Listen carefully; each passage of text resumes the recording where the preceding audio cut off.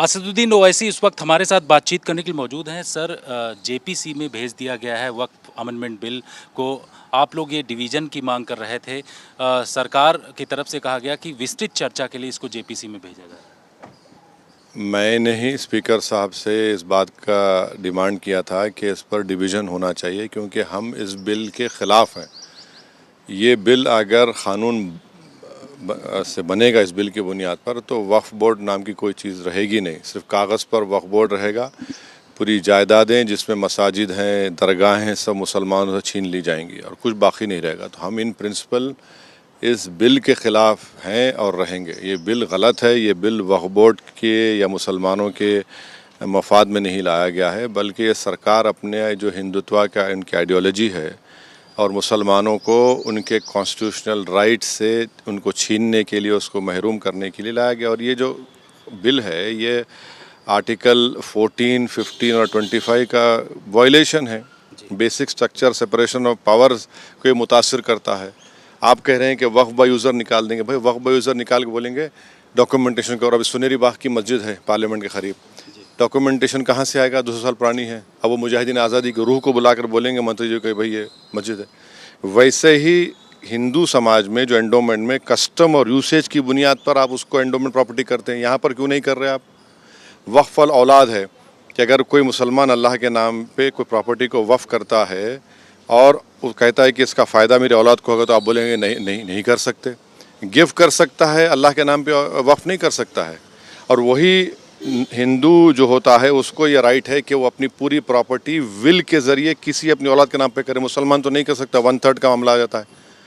तो ये सब क्यों लेके आ रहे हैं? और फिर कह रहे हैं कि जो मुसलमान है उसको 5 साल मुसलमान रहना पड़ेगा। अरे भाई, अगर कोई इस्लाम कबूल करता है तो उसका फ्रीडम ऑफ रिलीजन, उसका राइट है। 5 साल क्यों वेट करें? आप कौन होते हैं भाई? ये मुसलमान है नहीं है।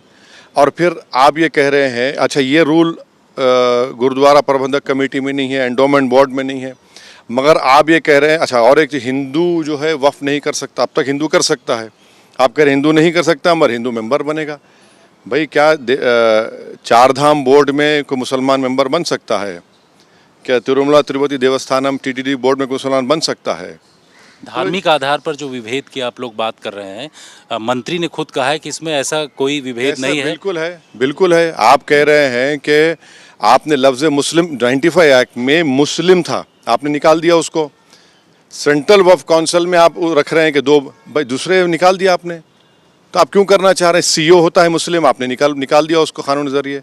और कलेक्टर तय करेगा। आप देखिए, कलेक्टर को इतना पावर दे दिए कि अगर कलेक्टर के पास कोई बात जाएगी, वक्फ की प्रॉपर्टी होगी और गवर्नमेंट क्लेम करेगी, तो कलेक्टर गवर्नमेंट के फेवर में देगा और कलेक्टर के फैसले के खिलाफ ट्राइब्यूनल को जाएगा। तो ट्राइब्यूनल में पहले क्या था? एक डिस्ट्रिक्ट जज, चीफ जस्टिस अपॉइंट करते थे, 2 मेंबर थे। अब रिटायर्ड जज होगा और एक रिटायर्ड एम्प्लॉय होगा। कौन से लेवल का होगा? कलेक्टर से नीचे के लेवल का होगा, तो वो कलेक्टर के खिलाफ ऑर्डर देगा। सुप्रीम कोर्ट का जजमेंट है इस बारे में। तो ये देखिए, वक्फ बोर्ड जो होता है ना, जो वक्फ बोर्ड में जो प्रॉपर्टी होती है वो प्राइवेट प्रॉपर्टी होती है, पब्लिक प्रॉपर्टी नहीं होती है। आप उसको बचाने का काम कर अंदर घुसकर आप इसको रेगुलेट नहीं कर सकते कि आप पूरा ही छीन लेंगे। अब वक्फ बाय यूज़र निकाला आपने, तो आपकी नज़र पूरे उन मस्जिदों पर है जहाँ पर आरएसएस कहती है कि वो मस्जिद नहीं थे, उन दरगाहों पर है। मिसाल तौर एक नाथ शिंदे ने कह दिया महाराष्ट्र में कि हाजी मलंग की दरगाह मुसलमानों की नहीं है। तो ये इनका असल मकसद है। नए संशोधन से कहाँ कहाँ नुकसान हो सकता है जिसको पूरा जितना आप कह रहा हूँ पूरा नुकसान होगा। आर्टिकल उसमें सेक्शन 40 है, जो सीईओ के पावर से आपने उसको छीन लिया। हाँ, आपने सब चीज़ आपने छीन लिया उसमें, तो बचा क्या? उसमें खोखला कर दिया आपने उसको। अब बोलते महिला के मेंबर, तो महिला मेंबर आप महिला के बारे में आप बात करेंगे तो क्या ज़किया जाफरी और बिल्किस बानो को मेंबर बनाएंगे? वो लोग किसको बनाएंगे? आप किसको बनाना चाहते हैं? भाई, तुम्हारे पास एक मुस्लिम एमएलए नहीं है, एमपी नहीं है, आपकी अलाइज के पास नहीं है, और आप मुसलमानों की बात करते हैं। जबकि प्रधानमंत्री ने हमको कहा कि हम घुसपैठी हैं, बच्चे ज़्यादा पैदा करने वाले उन महिलाओं का आपने अपमान किया और उनको मेंबर बनाएंगे आप? तो मजाक है और कुछ नहीं है। जेपीसी से क्या फ़ायदा होगा? कुछ इस पे चर्चा विस्तृत हो। ये देखिए, जेपीसी सरकार ने कहा है, स्पीकर साहब उस बनाएंगे, नहीं मालूम उसके टर्म्स ऑफ रेफरेंस क्या होंगे, मेंबर्स कैसे बनेंगे, क्या होगा। मगर इन प्रिंसिपल हम इस बिल के खिलाफ हैं और रहेंगे। हम नहीं बल्कि पूरा मुस्लिम समाज भारत का ये जो बार बार कहते हैं ना, ये जो ला के बिठाते हैं वो ख्वाजा अजमेरी दरगाह के, उसको तो बोलना नहीं चाहिए उस शख्स को, क्योंकि वक्फ में आता ही नहीं है। वो बीजेपी की चापलूसी करने के लिए आकर मीडिया में बोलता है। उनको अगर बिल अगर पढ़ेंगे तो उनको चुल्लू भर पानी में डूब मरेंगे कि किस तरह सरकार वक्फ को ख़त्म कर रही है। भाई आपको सरकार की चापलूसी करना ज़रूर करिए, मगर कम से कम ये तो देखो कि किसको नुकसान पहुंच रहा है इससे। सरकार कह रही है कि माफिया लोग वक्फ की जमीन पर कब्जा कर रहे थे, इस वजह से इस तरीके का बिल। ये जो लिमिटेशन पीरियड निकाल रहे हैं, किसको माफिया लोगों को फ़ायदा नहीं होगा? जितने एग्जाम्पल मंत्री जी ने दिए वो माफिया लोगों को फ़ायदा नहीं होगा।